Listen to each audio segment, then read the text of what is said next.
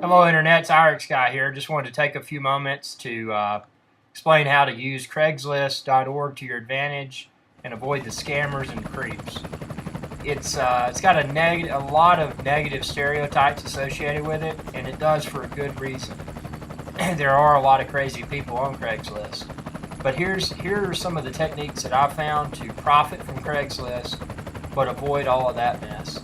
For starters, create an anonymous email account. Use gmail.com or similar free service for email and register your Craigslist account using that email address. Choose something that no way whatsoever links to you or any of your identifying characteristics, so you're completely anonymous.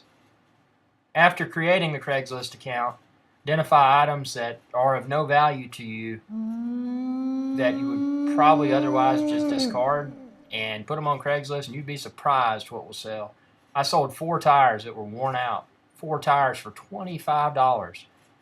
And I mean, that just shows what can sell. Electronics, I've sold every electronic item that I've posted. I've sold a bicycle. I've sold a toolbox. Yeah, the list goes on. I mean, it's full of buyers. And that's what makes it so great, is that when you're using Craigslist, is that your target audience, they're all local, or they should all be local. Don't deal with people from afar. Just deal with local people only. And that's something when you post your first Craigslist item, be sure to say, we'll deal with locals in whatever area, your area. We'll accept cash only, and we'll meet in a public location only for the transaction. Include a picture and include a price. I found from experience that including a price seems to get more bites. But if you don't include a price, just be sure to indicate in the body that you're willing to negotiate. And you might still receive some bites, but if you put a price on there, you're probably going to sell it a lot more quickly. So after making the contact with the potential buyer, one of the first things to do is establish credibility. Are they a legitimate buyer? Are they local? How do you go about doing that? Well, using your anonymous email account that you have, correspond with them, and just throw something in the email like, hey, when will you be available? Can you meet up at Joe Bob's store on Joe Street or something like that? And if they don't know where that is and they're from that area, pick like one of the most obvious landmarks in your area, Walmart or something like that. Something that everybody knows where it is. If they don't know where that is, you're probably dealing with a scammer or somebody that's just going to waste your time. But if they do know where that is, then set up a firm time and date to meet. Try to do it during the daytime.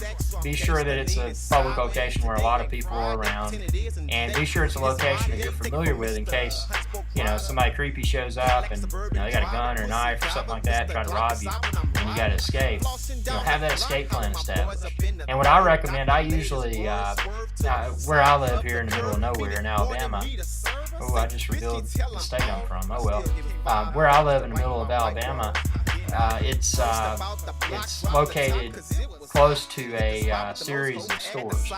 And what I'll do, I'll walk from my place of residence over to the store's parking lot with the items. So they say, hey, what car will you be driving or whatever. You don't want people to know that. You don't want people to know anything about you. So what you do, you just walk over there and you say, oh, I'll be the guy in the red shirt holding the item that you want to buy. So it makes it simple, it makes it anonymous, and it provides you with an easy way to avoid creeps and scammers if that happened to be the case. Now, fortunately, none of the buyers that I've met with for any of my items have been scammers or creeps, so it's all been a smooth process, but I'm always prepared for that less than desirable experience. And I'm very familiar with the place of business where I meet people, and I'm familiar with all the corners. You got to run around the corner and get out of there. And one thing to do, if you encountered a situation that was uncomfortable, don't run back to your house, because if you do that, then they know where you live. Have a nearby place that you could duck into to kind of escape the confrontation or whatever. So, do that. Just be smart. This is the internet. But Craigslist.org is great because unlike eBay, you don't have to pay commission. when you sell the item. You don't have to pay commission for PayPal if you use a credit card transaction. You don't have to pay the listing fee. You don't have to pay for the shipping and the shipping insurance for the item. It enables one to make to turn for example, a $50 item that somebody might sell on eBay. After all of those costs, they may end up with $5 of profit. Whereas dealing with Craigslist and local customers, all that you're not even out gas if you walk to a nearby place of business to meet the person. So, just some food for thought. I know I sound paranoid, but you got to be paranoid with with anything on the internet. It's a great service, even in small town Alabama. But be smart, and I hope these pointers benefit anyone that may not have yet began selling items on Craigslist. Thank you.